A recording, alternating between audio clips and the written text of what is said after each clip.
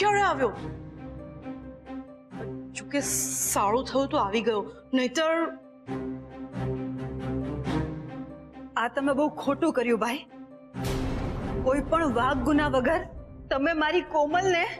જો શું સાચું કે શું ખોટું એનું પ્રમાણપત્ર લેવા હું અહીં નથી આવ્યો. મને ફક્ત પ્રોપર્ટીના પેપર્સમાં રસ છે. કમ ઓન, ચલો લાવો પેપર્સ લાવો.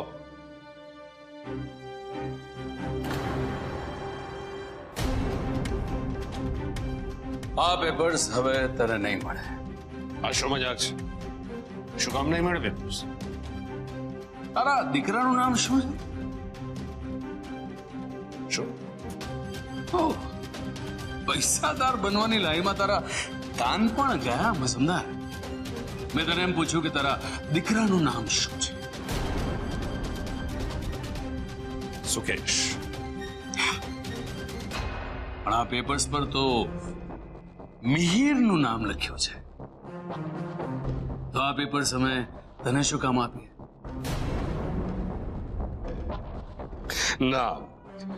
નામ મિહિર હોય કે સુકેશ, શું ફરક પડે છે? દીકરો તો મારો જ છે ને. ઓ યા એ સુકેશ તારો જ દીકરો છે એ વાત સાચી, પણ મારા જમાઈનું નામ તો મિહિર છે ને.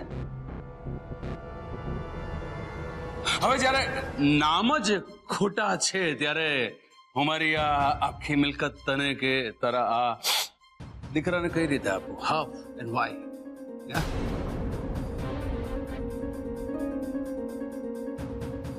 જો તમે ઓવર સ્માર્ટ બનવાની કોશિશ નહીં કરો. ગયા વખતે તમે ડાપણ વાપરીને જયરાજને બચાવી લીધો હતો, જેનું તમારે આ ભોગવવું પડે છે. એટલે હવે કોઈ પણ જાતની ચતુરાઈ કરશો ને તો પરિણામ સારું નહીં આવે. તમારી દીકરી બદનામ થઈ જશે. મારી દીકરીની ચિંતા કરવા માટે અમે બધા છીએ, એટલે તું એની ચિંતા નહીં કર. તું માત્ર તારા દીકરાની ચિંતા કર.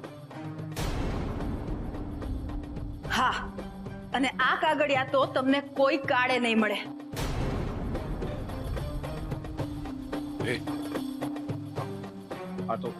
આ તો ચીટિંગ કહેવાય. અચ્છા, તો તે જે અમારી સાથે કર્યું એને શું કહેવાય? એને પણ તો ચીટિંગ જ કહેવાય ને. એક વાત કાન ખોલીને સાંભળી લો. તમારી દીકરીએ મારા દીકરા સાથે લગ્ન કર્યા છે. એ અમારા ખાનદાનની વહુ છે. જ્યારે અમને આ લગ્ન જ માન્ય નથી તો તમારા દીકરાની વહુ કે તમારા ખાનદાનની વહુ હોવાનો તો સવાલ જ ઉભો નથી થતો. યસ, કારણ કે તમે લોકોએ કોમલને બ્લેકમેલ કરી, ધમકાવીને જબરજસ્તી મેરેજ માટે હા પડાવી હતી. એટલે અમારા માટે આ મેરેજની કોઈ વેલ્યુ જ નથી.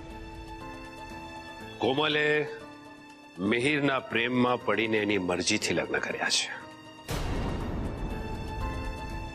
અરે તમે હમણાં જ તો કહ્યું કે તમે પોતે જ મિહિરને કહ્યું હતું કે કોમલબેનને પોતાના પ્રેમમાં પાડે, તો પછી આમાં કોમલબેનની મરજી ક્યાંથી આવી?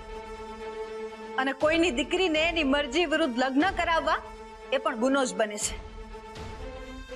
અને તમે તો તમારા પોતાના દીકરાની ખોટી ઓળખ ઊભી કરીને કોમલ સાથે મેરેજ કરાવ્યા છે, એટલે એ પણ એક ગુનો જ છે. હા, મેં ગુનો કર્યો છે કે નહીં એ તમે લોકો નક્કી નહીં કરો ને પ્લીઝ. અમે ભલે ના કરીએ, પણ જેના હાથમાં સત્તા છે એ તો કરી જ શકે ને. ધીમનભાઈ, જરા આવજો તો.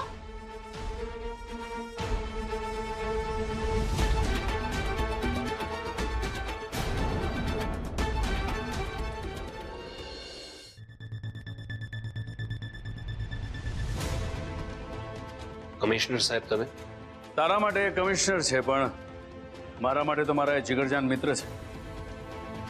મારી વિનંતીને માન આપીને તે ઊભી કરેલી આટલી મોટી મુસીબતમાં મારી મદદ કરવા માટે આવ્યા છે. નહીં એટલે કમિશનર સાહેબ માટે મને પણ બહુ માન છે. હું એમનાથી એટલા માટે નથી ડરતો કે લોકો કંઈ સાબિત નહીં કરી શકો. હા, અચ્છા, સાબિત તો બધું થઈ ચૂક્યું છે મિસ્ટર મજુમદાર. તમે ક્યારના જે બોલી રહ્યા હતા ને એ બધું જ આ કેમેરામાં આવી ગયું છે.